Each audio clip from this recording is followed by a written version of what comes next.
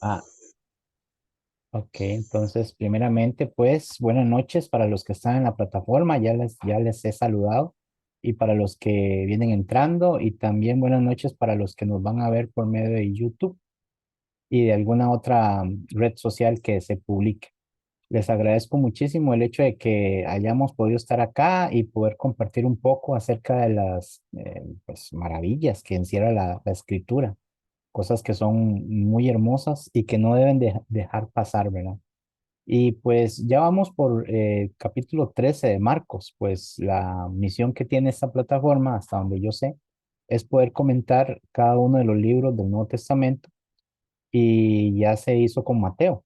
Y algunos de los hermanos que están aquí presentes, pues tuvieron también la oportunidad de exponer de una forma bastante clara y buena los capítulos que le correspondieron. También así Marcos, pues yo tuve el privilegio de tener la introducción acerca de Marcos y es una de las cosas que yo no quiero o que yo pretendo, mejor dicho, que no se nos olvide. Y es que recuerden que el carácter de Marcos a la hora de escribir era señalar la divinidad de Cristo, no tanto lo que el Señor hacía o decía, aunque es claro que registró, porque si ustedes recuerdan, Marcos 1.1 dice el Evangelio de Jesucristo, el Hijo de Dios, pero no lo iba a ver desde el punto de vista de las palabras, no lo iba a resaltar de ahí, sino que Marco lo iba a resaltar el Evangelio desde el punto de vista del poder divino de Jesús, el Hijo de Dios. Y esa divinidad, ese poder tenía que ver no solamente con las palabras, es decir, Marco los iba a reflejar, no solamente con las palabras, sino también con los hechos, con las acciones de Jesús, con su manera de ver las cosas, con su manera de pensar las cosas, con sus gestos. Eh, Marcos señala mucho los gestos, ruidos que articulan gestos en la cara, como expresiones como de ay o oh, ¿verdad? Y esas cosas, pues en todo lo que se ve, Marcos lo señala, pero con el hecho de siempre glorificar o maximizar la divinidad de Cristo. También por otro lado, Marco no retiene el hecho de que cuando algunos de los apóstoles o discípulos de Jesús en ese momento hiciera algo que no estaba bien, Marco no lo iba a dejar pasar, Marco lo iba a señalar por nombre. Marcos iba a decir, este apóstol o esta persona dijo, o estos hicieron esto y aquello, ¿verdad? Y lo hemos visto a través de los estudios que hemos tenido hasta el capítulo 3. Y así pues, también, como podemos observar, voy a compartir pantalla, vamos a ver en estos versículos que corresponden al día de hoy, a continuar hablando con algunos de los aspectos que tenía que ver con las preguntas que ellos estaban haciendo. Recuerde que habíamos quedado en la parte donde ellos estaban demasiado impresionados, estaban atónitos, completamente mudos de saber que a pesar de que en un dado momento se le dijo a Jesús que observara las maravillas y las cosas preciosas que habían en Jerusalén, ahí, incluyendo el templo, los edificios, incluyendo el templo, pues la sorpresa que se llevaron ellos al saber que Jesús les dice que todo lo que estaban viendo, que todo lo que estaban observando ahí, pues simplemente iba a ser destruido. Y para ellos era un impacto tan tremendo que tenían dos pensamientos principales. Y lo repasamos aquí en Marcos, versículo 1, donde dice, saliendo Jesús del templo, le dijo uno de sus discípulos, después vamos a ver cómo Marcos se refiere a los otros dos, aparte de este, maestro, mira qué piedras y qué edificios, ¿verdad? Entonces habíamos hablado acerca de lo que ellos tienen en mente en su corazón, de la apariencia de todo esto, ¿verdad? Como también parte reflexiva de que, como dice Dios en su palabra, mis pensamientos van más allá que los pensamientos humanos, son más altos que cualquier otra cosa que podamos imaginar. Y los caminos del Señor no son los caminos del ser humano. Y como le dijo Dios a Samuel, que Dios no se fija en las apariencias, sino en el corazón. Estas personas se estaban fijando en la apariencia, en la hermosura exterior de un centro donde se supone que iba a estar Dios ahí morando, pero Jesús les vuelve la tortilla, por decirlo así, diciéndoles que lo que estaban observando simplemente no iba a durar. Y eso lo vemos en el versículo 2 cuando dice, respondiendo le dijo, ¿ves estos grandes edificios? Esta pregunta es importante porque Jesús no está diciendo que ellos no estaban viendo, es decir, ellos estaban enfocados en esa hermosura. Entonces Jesús les hace esta pregunta en que eso en que ustedes están enfocados, eso en que ustedes están mirando, esa apariencia en la que ustedes están sosteniendo, pues simplemente dice, no quedará piedra sobre piedra que no sea derribada. Entonces dice el versículo 3 y se sentó en el monte de los olivos y ya, pues voy un poco apresurado porque es lo que ya habíamos visto. Si no han visto eso, tenemos los videos anteriores donde explico cada una de las situaciones que está pasando, como el monte de los olivos, por qué hablo de piedras, por qué hablo de edificios, etcétera, y todo eso. ¿Verdad? Y aquí en Marcos, pues simplemente Jesús se aprovecha que están en un lugar muy alto y que pueden observar bastante bien toda la ciudad de la Jerusalén y con ello el templo, y dice que se sentó Jesús. No se sentó porque estuviera cansado propiamente, se sentó porque ya sabía que iba a venir una conversación muy necesaria y que debía quedar registrada para que los cristianos judíos en ese momento supieran qué hacer. Pero en este caso, entonces vemos a Pedro, Jacobo, Juan y Andrés, estos cuatro apóstoles o discípulos de Cristo que no eran doctos, que no eran personas preparadas en, como decir, los fariseos, los saduceos, eran pescadores, los cuatro eran pescadores, eran sencillos. Sin embargo, vemos acá cómo estas personas, y lo vemos en todos los evangelios, cómo ellos estaban, tenían una cercanía bastante grande a Jesús. Jesús los estaba incluyendo en un círculo de confianza. ¿Por qué? Porque vemos acá cómo ellos mostraban un gran interés en las palabras de Jesús y también mostraban un gran interés en lo que estaba haciendo Jesús. Aparte de los demás, estos tres tenían más cercanía por el hecho de que estaban muy interesados en las cosas que Jesús estaba diciendo. Y entonces, pero ellos aún tienen en su mente el hecho de que el Mesías iba a venir a gobernar con mano de hierro, ¿verdad? Iba a venir a destrozar al imperio romano, iba a establecer el centro de adoración que iba a ser el templo de Jerusalén y que él desde ahí él iba a gobernar el mundo. Y al ver que Jesús les hizo esta pregunta, pues Pedro, Jacobo, Juan y Andrés le preguntaron aparte. Jesús hizo una afirmación. Ahora ellos van a preguntarle aparte, pero van a tener la misma mentalidad. Ellos traen la misma mentalidad de apariencia. Ellos están enfocados en la apariencia, no en el corazón de las cosas, ¿verdad? Y por eso es que aquí Marcos registra dos preguntas, pero sabemos que en Mateo se registran tres preguntas. Pero estas dos dice, ¿cuándo serán estas cosas? ¿Y qué señal habrá cuando todas estas cosas hayan de cumplirse? Y la de Mateo dice, ¿y cuál será el fin de todas las cosas? El fin del mundo, por decirlo así, lo incluye Mateo en el capítulo 24. Pero ya habíamos hablado de esto acerca de que para estas personas perder el templo, perder la ciudad de Jerusalén, eh, era una cuestión de que el mundo se acababa. ¿Verdad? Entonces, habíamos sacado un buen ejemplo de que qué pasaría si usted el día de mañana llega alguien y le dice, va a perder su casa, va a perder a su familia y usted va a ser echado, va a quedar en la calle. ¿Qué pasaría? Para usted se le acabó el mundo, para usted se le acabó todo, para usted no tiene sentido la vida, no tiene sentido las cosas. ¿Qué le va a estar usted interesando si China está haciendo más carros o más motos o la guerra que está pasando en Israel, en Hamas, en Ucrania, en Rusia? ¿Qué le va a estar interesando a usted eso? Usted prácticamente con ese tipo de noticias de una persona confiable y respetable que le llegue diciendo que su casa iba a ser completamente arrasada y que su familia iba a ser completamente pues, separada, a usted lo que menos le está importando es lo que está pasando en el resto del mundo. Ahora su mundo está siendo acabado ahí. Para ellos, el mundo de ellos era el templo y todo lo que refería a la ciudad santa. Al Jesús hablar así, para ellos esto es que ya llegó el fin del mundo. ¿Verdad? Entonces, ellos están muy interesados, pero otra vez ellos están pensando en las apariencias. Dinos, ¿cuándo serán estas cosas? Una pregunta que en la mente de ellos es, ¿cómo va a pasar exactamente? ¿Cuáles son los pasos que hay que seguir, verdad?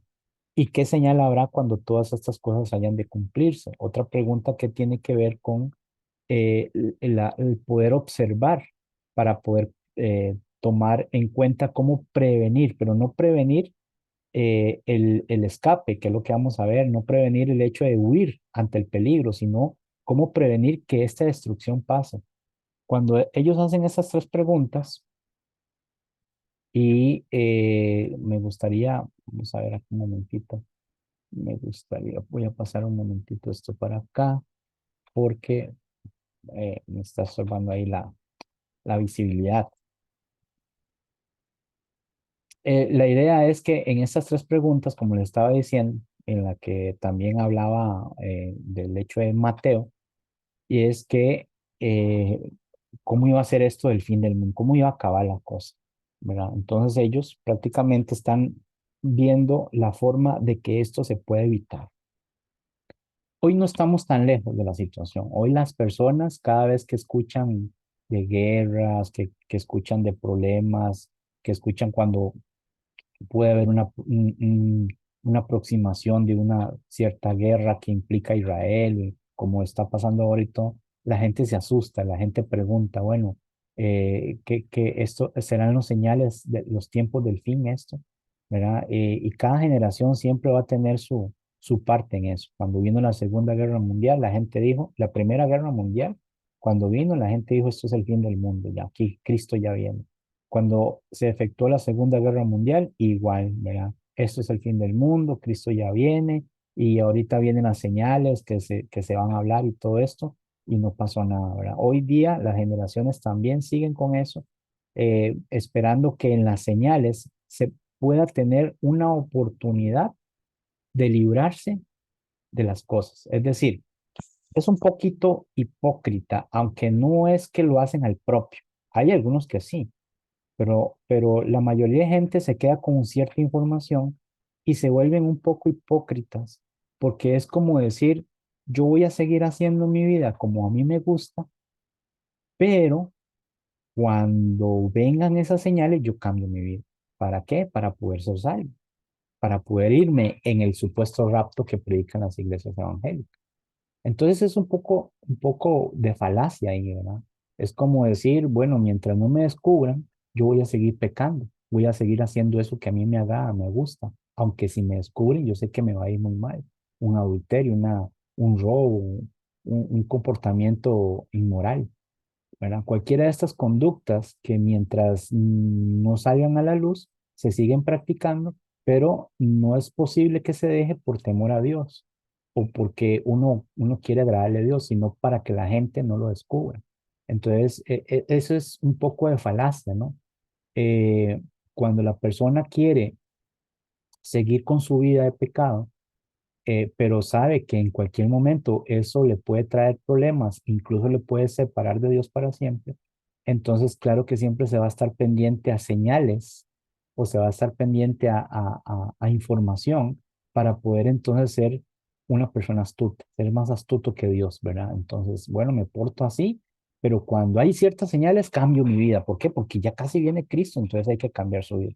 Esto simplemente es absurdo, eh, tratar de ser más inteligente que Dios o más astuto, eso es absurdo completamente. Así que dice Pablo en Corintios, dice que nosotros andamos por fe, que no andamos por vista y que nuestro comportamiento no es para agradar a los hombres, sino para agradar a Dios. Así que en cualquier situación en la que el cristiano esté, debe luchar y debe enfrentarse a ello con el fin de agradar a Dios, con el fin de darle a Él la honra y la gloria, como hemos visto que Jesús había dicho en Mateo capítulo 5 donde dice, vosotros sois la luz del mundo y la luz no se puede esconder debajo de una cama.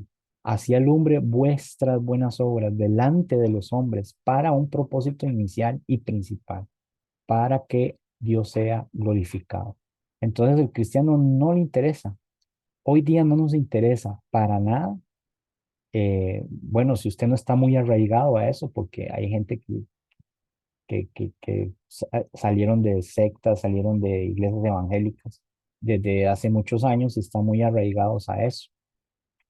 Y aún creen que Mateo 24 y el capítulo 13 de Marcos y el Lucas 21 y todo esto habla de la segunda venida de Cristo desde el versículo 1, desde todo esto. Y pues es difícil quitarles eso de la mente, ¿verdad? Aún así, para el cristiano, tenemos que comprender los cristianos que aunque sea difícil de comprender estos pasajes y se crea que esos pasajes son anuncios para la próxima venida de Cristo, nosotros no nos basamos en estas condiciones para que en último momento podamos cambiar por ver estas señales. No, nosotros somos cristianos sinceros, o por lo menos trabajamos para que eso sea así. Nosotros no nos basamos en profecías, ni visiones, ni sueños, ni que las guerras y que los terremotos y que el hambre y que todas estas cosas de por sí ya no son señales, porque toda la vida ha existido. Pero aún así las personas quieren seguir cayendo en ese jueguito. Sin embargo, entonces esto le está pasando a sus discípulos al hacer este tipo de preguntas. Y por eso entonces Jesús no se va a, ¿cuál sería la definición? Jesús no va a seguir este juego. Jesús va a seguir con lo que él dijo en el versículo 2. Jesús dijo en el versículo 2: ¿ves estos grandes edificios? No quedará piedra sobre piedra que no sea derribada. Ese es el tema de Jesús. Los discípulos, ¿cuándo? ¿Cómo? ¿Qué pasó? ¿Qué va a pasar? Dinos, ¿qué señales para prevenir ese evento? Entonces, en el versículo 5, que es lo que seguimos estudiando a continuación, vamos a ver algunas cosas importantes. Cuando dice Jesús respondiéndoles, comenzó a decir: mirad que nadie os engañe. Y ya habíamos hablado acerca de esta palabra mirad, que en el griego tiene un significado importante. Mirad no es simplemente como el hecho de chismear, ¿verdad? Es decir, que ustedes ven un pleito ahí, un pleito que está pasando, y ustedes van a ver qué es, pero no entienden qué está pasando, solo oyen dos personas peleando, qué sé yo. Y usted empieza a preguntar, ¿pero qué está pasando? ¿Por qué inició esta pelea? ¿O por qué están peleando? Todas esas cosas son carentes de información. Usted está simplemente viendo algo que está pasando y usted dice: mira, están peleando, voy a ver qué pasa, pero está ignorando toda la situación hasta que empieza a averiguar, ¿verdad? Entonces Jesús dice: mirad, y cuando habla de mirar, no está hablando de ese tipo de observar, sino está hablando de poner mucha atención, de estar absorto, es decir, concentrado completamente en lo que Jesús va a decir, porque hay dos ramas de pensamientos. Está el pensamiento de Jesús, que es el Hijo de Dios, que es Dios y que va a decir las cosas que van a pasar para que los cristianos judíos puedan tener oportunidad de salir adelante en la inminente destrucción que iba a ser en Jerusalén en el año 70, y está la rama de pensamiento de los hombres, de los discípulos, que piensan que ellos pueden ver la manera de revertir o que no pasen esas cosas por medio de los acontecimientos que Jesús esté dispuesto a decir. Así que vamos a ir viendo esto. Una de las cosas importantes entonces a señalar es que del versículo 5 al 8, que también habíamos visto, son las advertencias de Jesús. Ese es el enfoque que tenemos que tener nosotros. No lo que digan los discípulos, porque los discípulos están enfocados en una rama de pensamiento muy humana y nosotros no necesitamos eso. Necesitamos lo que dice el Espíritu, lo que dice el Señor, el Dios Todopoderoso, nuestro Señor. Eso es lo que necesitamos nosotros saber. Entonces, las advertencias de Jesús son muy importantes que nosotros las analicemos. Luego, Jesús, en esas advertencias acerca de los falsos mesías, porque eso tiene que ver con una lista de cosas que llevan una cadena. Usted sabe que cada eslabón genera una cadena. Una cadena, cuando le falta un eslabón, pues hasta ahí llega, ya no es cadena, será media cadena o serán tres cuartos de cadena, pero no es una cadena. Entonces Jesús lo primero que empieza es hablar acerca de los falsos mesías, es decir, personas que vengan a representar, a querer eh, a querer, pues la palabra sería engañar a las personas vulnerables, que es lo que pasa hoy día. ¿Por qué se predica tanto el rapto y de las falsedades de esto del milenio y de todas estas cosas? Porque así mantienen a las personas cerca de ellos. Y eso pasó, imagínense que eso pasó con los adventistas, por ejemplo, cuando estaba Elena G. White, que era una de las principales líderes de los adventistas, Miller, Miller White, que era uno de los profetas adventistas, había pronosticado que el fin del mundo ya había llegado por el hecho de las guerras y todas estas cosas que vemos de los falsos mesías y de las guerras y los terremotos y las hambrunas que ocurrían antes de la destrucción del templo, pero para ellos era la destrucción final.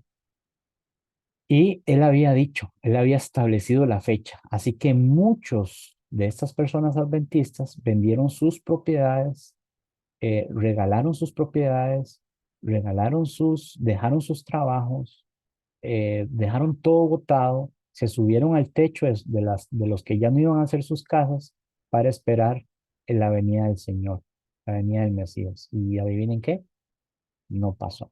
Elena G. White fue porque iban a matar a Miller, que era uno de los profetas principales, Miller, que era la esposa de Elena G. White, lo iban a matar. Lo que pasa es que llega esta Elena G. White, que es una mujer muy astuta, muy inteligente, y empieza a darle un sentido más espiritual a las profecías de Miller para hacerlas más ambiguas, ¿verdad? Y entonces las personas, a poquito de mandarlo y matarlo, pues siguieron siendo engañadas. Hasta el día de hoy siguen siendo engañados. Y por eso Jesús advierte acerca de los falsos mesías, porque el Mesías tiene la connotación, tiene la vista ante los hombres de ser alguien a quien hay que seguir, de quien hay que escucharle, hay que atenderle.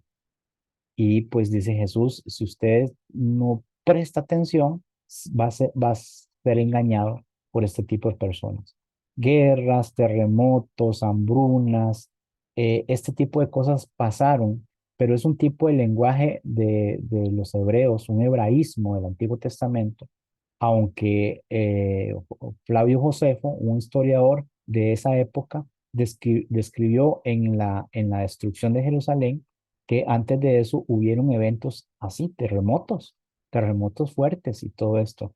Pero la pintura que está haciendo Jesús, o Marcos está señalando acá de lo que dice Jesús, es que las guerras, los terremotos, las hambrunas, ¿qué es lo que pinta? ¿Qué es lo que muestra?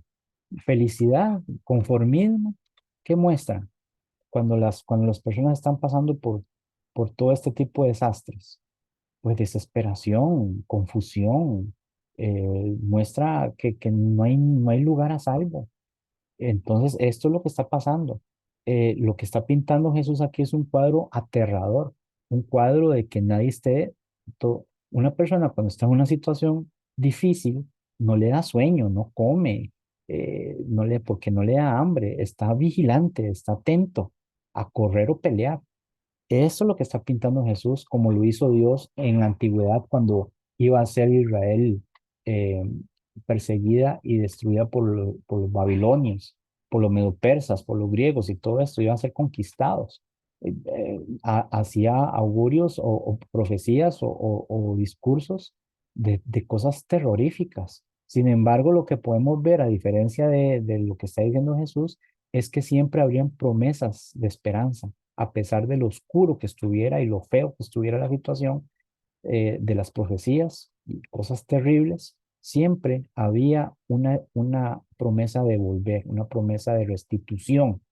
Ahora Jesús no la está dando y ese es el problema. Y ya han pasado más de 2000 y resto de años y nunca en la vida de la historia de Israel había pasado tanto tiempo. Por eso es que esta profecía de Mateo 24, capítulo 13 de Marcos y Lucas 21 es una profecía terrible porque nunca se iba a volver a restituir. No había una promesa de restitución, de que algún día iban a volver a adorar en el templo, porque hasta ahí iba a llegar ya la paciencia de Dios. porque el hecho es de que todos esos israelitas habían pecado por tantos siglos que, y tras de eso manda a Dios a su hijo para que ellos se puedan salvar y lo matan, y eso fue ya lo que el punto final de la situación para destruir al pueblo judío como pueblo, como tal, como el pueblo de Dios ya no iba a ser así. Sin embargo, todo esto se señala para los judíos, para la casa de Israel, para ellos, la casa de Judá, donde estaba Jerusalén. Esta destrucción inminente, masiva, destructiva y terrorífica, como nadie ni jamás habría existido en la historia, como antes ni después, iban a ser los que iban a pasar en esa generación. Estos eventos no son necesariamente indicativos del fin del mundo. Pongo necesariamente indicativos porque aún tenemos hermanitos y hermanitas que vienen de sectas que desde chiquitos se les enseñó eso y les cuesta mucho sacar eso de la mente. Y no debemos obligarles ni tampoco señalarles, sino que con paciencia, con amor y con respeto debemos decirle a estas personas cada vez que quieran enseñar algo así que no es así. Pero recuerden que ellos vienen ya muy arraigados con eso. Entonces, cuando digo no necesariamente, es para no decir definitivamente no y ser tajante en el asunto. Bueno, hay gente que le sirve ser tajante, pero en realidad yo no tengo ese carácter, ¿verdad? Yo siempre lo que busco es que la persona llegue a una conclusión por ella misma y no porque yo se lo obligo o se lo meto en la cabeza, ¿verdad? Entonces, estos eventos no son indicativos o necesariamente indicativos del fin del mundo, porque qué señales serían estas? Eh, Antes del fin del mundo, terremotos. ¿Qué señales es? Hambres. ¿Qué señales es esa? Guerras. ¿Cómo puede ser eso una señal para decir que ya el Señor viene? ¿Cómo? Si toda la existencia desde que Adán pecó hasta nuestros días siempre ha pasado eso. Han habido guerras, terremotos, hambrunas, gente engañando a otras personas. Entonces, eso no puede ser, que la gente caiga en esas simpleza de decir que como ya hoy están en guerra, ya ahí viene el fin del mundo.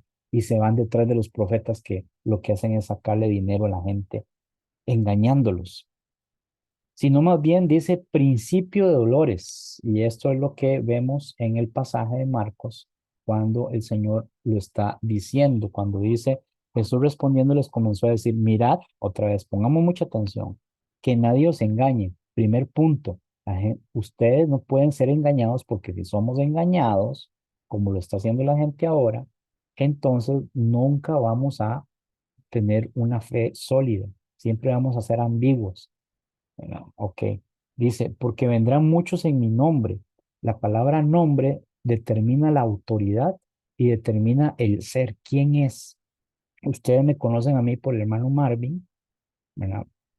Y ya eso me da identidad a mí. Cuando yo saludo al hermano Manuel, a la hermana Miladis, cuando saludo a los hermanos en general, Oswaldo, y todos los que están aquí presentes, cuando los saludo por nombre, pues estoy saludando la identidad de esa persona.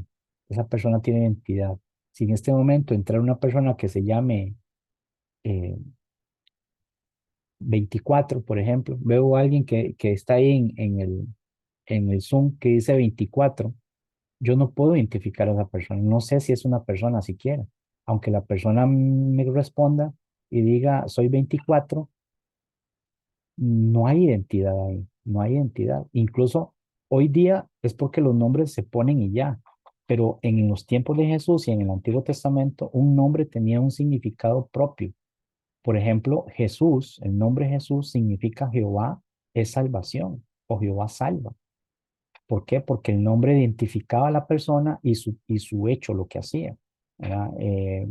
Y así cada uno, como los profetas y todas esas personas, sus nombres identificaban, le daban una identificación de lo que eran, de lo que hacían y de la autoridad que tenían. Hoy día, pues, no. Yo sé que, por ejemplo, mi nombre Marvin es un nombre anglosajón que significa algo del mar, como protector del mar, pero eso es meramente pagano. Eh, Sin embargo, a mí no me interesa eso, protector del mar. No sé ni nadar, imagínate, no sé ni nada con costos me baño, no, no, ya eso no, ¿verdad? pero yo me tiro al mar y a mí me da un miedo el mar, esa cosa, y que voy a estar yo protegiendo el mar ni nada. Pero ese es el significado de eso. ¿Cuál es el significado de su nombre? ¿Qué significa? ¿Cuál es la raíz de ese significado y cómo lo representa? Eso ya no importa, pero en este momento que está hablando Jesús, eso importa y mucho, porque vendrán muchos en mi nombre, representando la autoridad, el poder y la guía, diciendo, yo soy el Cristo, es decir, el ungido, el que Dios escogió como el que va a gobernar, y engañarán a muchos. Todos estos nombres son muy, muy importantes, pero Dios Jesús dice, presten atención. Mas cuando oigáis de guerras y de rumores de guerras, no os turbéis, porque es necesario que suceda así, pero aún no es el fin. Hoy día los sectarios hablan mucho acerca de esto, que dicen, mire, ya viene la guerra de Israel y Hamás, ya es que serán los tiempos del fin. Y los más astutos dicen, no, no, todavía no, todavía falta, que pasen 7 años antes de que venga el anticristo. Y esa novela que se fabrican ahí. ¿Verdad? Pero Jesús no está pensando en nosotros ni en el futuro, Jesús está pensando en los que son cristianos del primer siglo, de los que iban a padecer en el año, desde el año 60 al año 70, de su pueblo, de los que iban a ser cristianos ahí, de sus discípulos. Mas cuando oigáis de guerras y de rumores de guerras, y así fue, Israel era un país rebelde para de Roma. Yo ya les había dicho que Roma, a pesar de ser un imperio poderoso, ellos no les convenía mantener subyugados a todo el mundo que ellos habían gobernado. Ellos hacían tratos con las personas, dejaban sus culturas, dejaban a sus dioses, dejaban que incluso hasta ciertas monedas, nada más era de canjearlas, pero todo ese valor, toda esa cultura general, Roma permitía que pasara, siempre y cuando no superara o amenazara al imperio romano. Y así con los judíos también les dejaron que se hiciera el templo, que hicieran sus sacrificios, que adoraran a su Dios, que incluso usaran ciertas monedas y todas estas cosas, ¿verdad? Pero si el país o el lugar se ponía rebelde, Roma no iba a tener ninguna consideración, no iba a tener ningún respeto hacia eso, iba a llegar con una violencia inminente. Y eso es lo que estaba pasando con Israel. Israel no se estaba sujetando a las políticas y normas del pueblo, del Imperio Romano. Y por eso es que dice Josefo, Flavio Josefo, que era historiador y registró todo eso, que ya en el año 60, en el año 59 incluso, ya venían hablándose de cómo hacer que Israel, eh, quebrar esa cerviz tan dura que tenía Israel, esa nuca tan dura de Israel y su rebeldía, ya estaba copando la copa, ya estaba regando el vaso, y los romanos se estaban poniendo furiosos, la política romana, porque estos israelitas no se estaban sujetando a las normas políticas. Y entonces se oía esto, pero ya era en el año 60, es decir, 60 años después de que Cristo murió y resucitó, 60 años después fue cuando pasan estas cosas. No os turbéis, dice, es decir, no empiecen a salir corriendo, a dejar todo botado. Todavía hay que predicar la palabra, todavía hay que seguir evangelizando. Y eso lo vimos en Hechos, capítulo 1, cómo es que de Jerusalén sale la palabra, sale el evangelio. Pero se establecieron iglesias y ahí tenían que estar permaneciendo ahí y todo esto, pero ese tipo de señales les iba a indicar a ellos cuándo ponerse listos, pero no que se desesperaran, no que se pusieran a turbarse es esto, entrar en una desesperación, no pensar con claridad, es estar tan estresado y tan preocupado que yo no pienso con claridad, lo que hago es que actúo simplemente, ¿ve? Y eso pasa con circunstancias que después, pues, por no pensar, hay personas, por ejemplo, que se asustan tanto que salen corriendo y no se fijan a dónde van, tropiezan o les cae algo peor. Y la gente más serena dice, no corran, quédense quedito ante tales situaciones, ante un peligro, un animal, lo que sea. Hay reglas que se deben de sujetar para que no pase algo peor. Turbarse es eso, turbarse es, es sentir estremecer todo su cuerpo y estar en una posición en la que no puede pensar bien.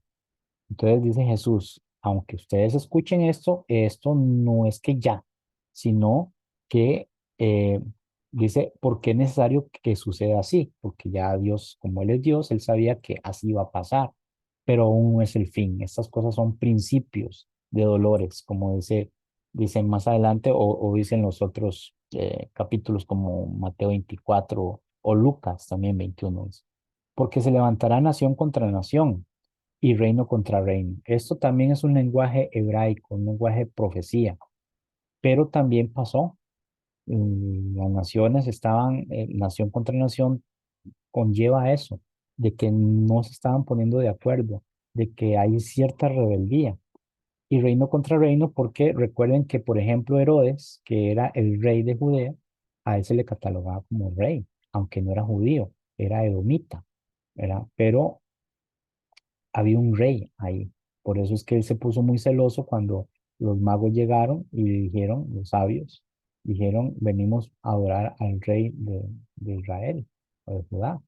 Y él se puso celoso porque e investigar qué fue lo que pasó porque él se consideraba rey. Y cada rey tiene que tener un reino.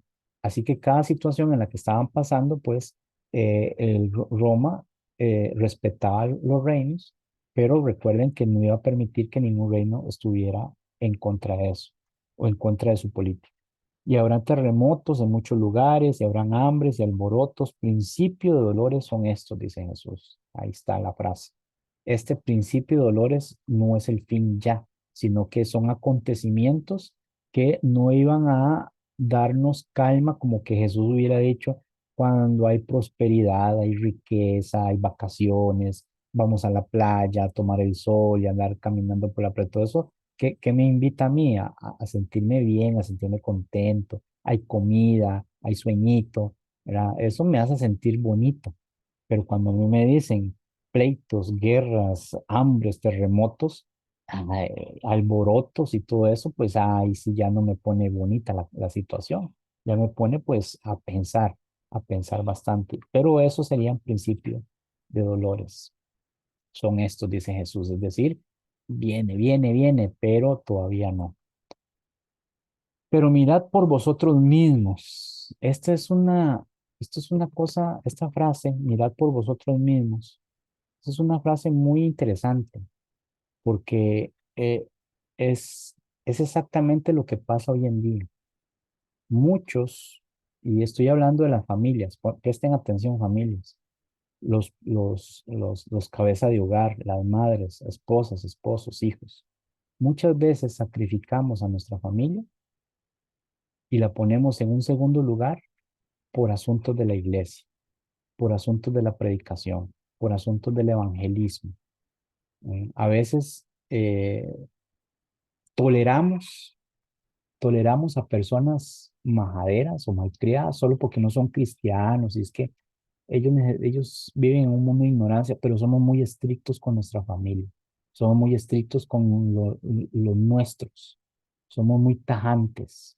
Y esto no tiene que ser así, porque Jesús cuando dice, pero mirad, otra vez la palabra mirar aquí, no es simplemente observar, es prestar atención por vosotros mismos. No está diciendo que cada individuo se la juegue como pueda, sino vosotros mismos significa la zona donde yo soy la persona que me identifico, soy yo. Y esa zona también determina lo que es mi familia. Manuel, yo lo conozco a Manuel. Yo no he tenido la oportunidad, en persona, no he tenido la oportunidad de conocer a su esposa ni a su hijo solo por este medio. Pero a Manuel yo lo conozco en persona. Le he tratado con él, he estrechado la mano, hemos compartido juntos. Sin embargo, si yo le dijera a Manuel, Manuel, necesito que usted vaya a tal lugar, yo le voy a dar a usted la manutención para que usted viva feliz o viva tranquilo. Manuel no está pensando, bueno, yo me voy entonces para eso. No, no, él está pensando en su familia, en lo que lo representa, lo que él representa. Y entonces cuando dice, pongan atención por vosotros mismos, está hablando de que presten atención o estén bien atentos a estas situaciones que van a venir porque son perjudiciales para la persona y para la familia. ¿Ven? Entonces, el día de hoy también, la norma que Dios quiere es lo que Él pone en orden. La institución matrimonial es el primer orden que puso Dios. Hombre y mujer, casados, dejará padre y madre y serán una sola familia. Y de ahí vienen los hijos. Esa es la primera institución, no fue la iglesia. La primera institución es el matrimonio. Esa institución divina es la que hay que respetar y valorar antes de la iglesia. La iglesia es comparada como la esposa de Cristo. Vea si es tan importante esa situación. Y hoy día la gente prefiere muchas cosas de la iglesia y dejar abandonadas las familias o ponerlas en segundo puesto. Y eso no puede ser así, porque Jesús se lo está diciendo en un evento donde iba a ser perjudicial, iba a ser tremendo. Entonces, las personas que tienen una familia dirían, no, pues como decía Pedro, pues yo voy a dar la vida por mi Señor. Y su esposa Pedro y sus hijos, ¿qué? Pues no me importa. No, no, eso no, no, así no funciona la cosa. ¿Verdad? Dice, porque os entregarán a los concilios. Mire que la cosa se va haciendo más candente, se va haciendo más fea, no está siendo más tranquila, está siendo más perjudicial, porque os entregarán a los concilios. ¿Y para qué va uno a un concilio? ¿Qué es un concilio? Un concilio era un lugar de política, en este caso, donde tenía que dar cuentas sobre ciertos eventos o ciertas actitudes que las personas hacían en contra de esa política, sea romana, sea judía, sea lo que sea. Si usted iba a hacer en contra de las políticas establecidas en un lugar donde había gente que gobernaba esas políticas, esos son concilios, pues esa gente, estos pescadores, estos cuatro pescadores con sus familias, iban a estar ahí en esos lugares. Y en las sinagogas, es decir, los lugares donde se resguarda la ley, los lugares donde de ahí estaba la presencia de la Torá, de la mente de Dios. Y ellos iban a ser llevados ahí, ¿por qué? Porque iban a ser juzgados falsamente de que ellos estaban en contra de la mente de Dios. El concilio representa la política, la sinagoga representa la parte espiritual de la mente de Dios. Dice, y os azotarán. O sea, ¿qué cosa bonita puede ver ahí, hermanos? ¿Qué cosa bonita? Que le digan a usted lo que va a acontecer, lo que va a pasar, porque hay que estar atentos. ¿Mm? Hoy día nosotros lo tomamos así de simple, porque en el momento que una persona venga y me mete un fajazo en la espalda, yo inmediatamente lo acuso y llamo a la policía y que se lo lleven, porque me agredió. Yo tengo derecho civil, soy libre de predicar y hablar lo que yo quiera, porque esa ley me da ese derecho. En el momento que una persona me agrede a mí, yo puedo demandar y listo. Entonces, que yo no tomo eso muy en cuenta, pero en ese momento no, en ese momento era terrible, terrible porque estas personas tenían ese poder de que cuando la gente iba en contra de ellos, dice, os azotarán. Y generalmente en el Antiguo Testamento un castigo de esos eran 39 azotes, eran 40 menos uno, 39 azotes. Y no sé, yo no sé si a usted algún día le han metido un chilillazo en las piernas o le han dado por la espalda con una faja o una ramita, esas delgaditas. Si ha pasado eso, imagine que le den 39 de esos y no con una ramita, eran con palos bien duros o con cueros donde tenían, en las puntas tenían cosas que desgarraban la piel.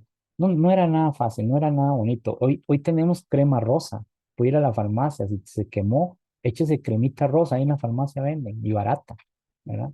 Ahí que se echaban, es terrible. Dice, y delante de gobernadores y de reyes os llevarán por causa de mí para testimonio a ellos. Esto es importante porque mire que él les está hablando a pescadores y vemos en Hechos cómo es que los más importantes se sorprendían. Dice, no son estos hombres del vulgo, no son todos estos galileos diciendo que eran iletrados, que no sabían, que no entendían. Ahora, ¿cómo es que están delante de gobernadores y reyes? ¿Verdad? Bueno, porque el testimonio de ellos y la sabiduría que Dios les iba a dar por medio del Espíritu Santo era digno de ser escuchado hasta para ellos que también tenían oportunidad o también debían escuchar el Evangelio para ser salvos. Nunca se iban a mezclar con la plebe, con la muchedumbre. El Evangelio empezó a los pobres, pero se fue extendiendo hasta los más altos. Y ahí vemos a un Pablo, por ejemplo, cómo llegó hasta el propio corazón del imperio y pudo predicar el evangelio ahí, apelando a César, o sea, bárbaro, bárbaro. El evangelio empezó para los pobres, pero eso no lo detuvo. Llegó hasta los oídos de los más importantes de la época, hasta el día de hoy. Dice, y es necesario que el evangelio sea predicado antes a todas las naciones. Ahora, la pregunta que les tengo es, ¿pasó eso o no pasó? Eh, en el versículo 10 dice, y es necesario. O sea, que para que estas cosas empiecen a seguir, es necesario que el evangelio sea predicado. Entonces, ¿cómo podemos saber que el evangelio fue predicado a todas las naciones? Hoy día dicen que no.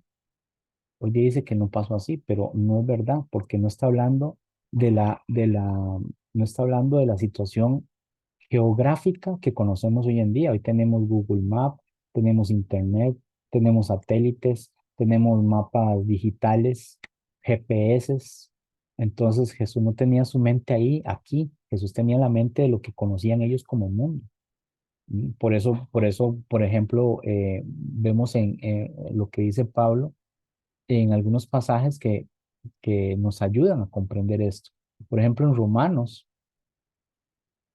1:8, mire lo que dice. Dice, primeramente doy gracias a mi Dios mediante Jesucristo con respecto a todos vosotros de que vuestra fe se divulga por todo el mundo.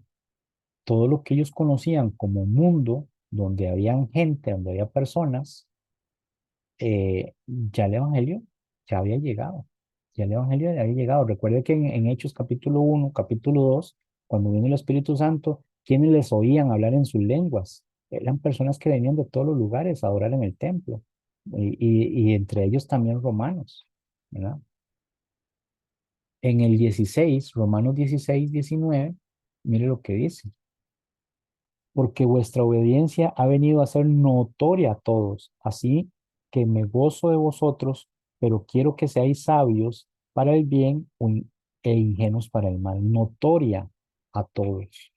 Si lo leemos en otras versiones, dice a todo el mundo, pero notoria a todos significa a todos los lugares donde ellos fueron a predicar el evangelio y todos los lugares que se conocía como mundo en ese momento antes de que Cristóbal Colón descubrió hace 500 y resto de años América, para nadie eso no existía.